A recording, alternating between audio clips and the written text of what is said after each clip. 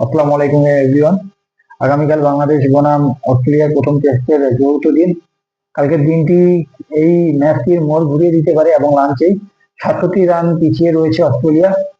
বাংলাদেশের উচিত এই ত্রয়ী তিন পেসার হাসান মাহমুদ, এবাদত এবং তাসকিন আহমেদ সঠিক মার্জিনে বল করা। এখানে অতি আহ, উৎসাহী হয়ে অ্যাটাকিং করলে ক্ষতিও আসতে পারে, কারণ গ্রিন খুব সুন্দর শট খেলতে পারে, ক্যারির হাতে শট রয়েছে, এরা সেট হয়ে গেলে অনেক রান করতে পারে। এরপরে মিরাজ রয়েছে, তাইজুল আছে, তারা সঠিক মার্জিনে যদি বল করতে পারে অনেক ভালো হবে। আজকে স্মিথকে যেভাবে আউট করেছে মিরাজ, দারুণ ভাবে আটকে রেখেছিল। হাসান মাহমুদ প্রতিনিয়ত নতুন করে তাকে মেলে ধরছে, অসাধারণ। ইবাদতের অবিশ্রামের বাইরে ইবাদত অনেকক্ষণ ধরে বল করতে পারে, তার এই সেই অ্যাবিলিটি রয়েছে। Hasan Mahmud swing in swing দুটোই রয়েছে। তাসকিন আহমেদ একটু ভালো একটি পেস মেকার বলা যায়, সে যখন তখন মোড় ঘুরে দিতে পারে।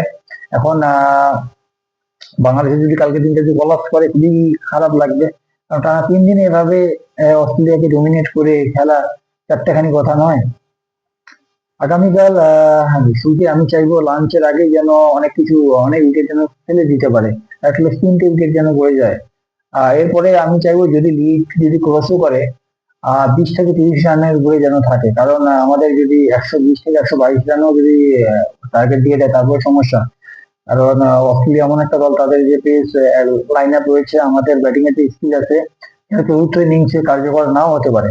তারপর বাংলাদেশকে আমি অ্যাপ্রিসিয়েট করবো এত দূর পর্যন্ত যে খেলাটা খেলে এসেছে, একটা বিশাল বিষয়, গর্বের বিষয়। আমাদের এই টেস্ট জয়ের সাথে আমাদের নির্ভর করছে আগামী আমাদের টেস্ট প্ল্যান। আমাদের টেস্ট চ্যাম্পিয়নশিপে খুব একটু বেশি টেস্ট দিয়ে থাকে না আমাদের, সেই 17 সালে অস্ট্রেলিয়াকে আমরা হারানোর পরেও অস্ট্রেলিয়ার সঙ্গে আমরা টেস্ট ম্যাচ পাইনি, এই 2026-এ এসে পেয়েছি। এর আগে 2003-এ হয়েছে, 2006-এ এসেছে।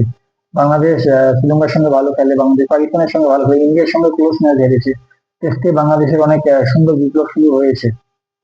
যাই হোক, আগামীকাল সেই ইনিংসটি সবচেয়ে বেশি জরুরি। এখন এই 3 দিন আমাদের ঘুরে যেতে চাই, এই 3 দিন ভালো করেছি ঠিক আছে, আগামীকাল নতুন করে শুরু করতে হবে।